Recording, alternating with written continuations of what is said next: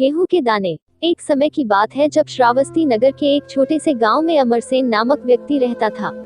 अमरसेन बड़ा होशियार था। उसके 4 पुत्र थे जिनके विवाह हो चुके थे और सब अपना जीवन जैसे तैसे निर्वाह कर रहे थे, परंतु समय के साथ साथ अब अमरसेन वृद्ध हो चला था। पत्नी के स्वर्गवास के बाद उसने सोचा कि अब तक के संग्रहित धन और बची हुई संपत्ति का उत्तराधिकारी किसे बनाया जाए।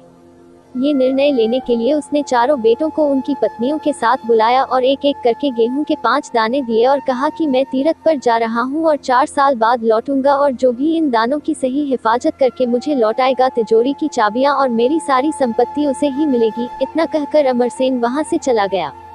पहले बहू बेटे ने सोचा, बुढ़ा सठिया गया है, 4 साल तक कौन याद रखता है, हम तो बड़े हैं तो धन पर पहला हक हमारा ही है।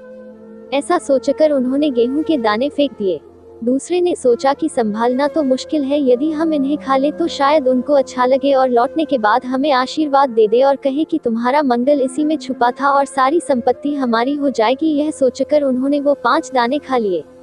तीसरे ने सोचा, हम रोज पूजा पाठ तो करते ही हैं और अपने मंदिर में जैसे ठाकुर जी को संभालते हैं वैसे ही ये गेहूं भी संभाल लेंगे और उनके आने के बाद लौटा देंगे।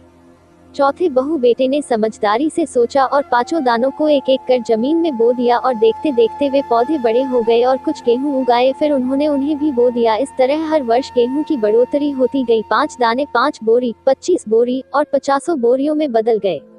4 साल बाद जब अमरसेन वापस आया तो सबकी कहानी सुनी और जब वो चौथे बहू बेटों के पास गया तो बेटा बोला, पिताजी आपने जो 5 दाने दिए थे अब वे गेहूं की 50 बोरियों में बदल चुके हैं। हमने उन्हें संभल कर गोदाम में रख दिया है, उन पर आप ही का हक है।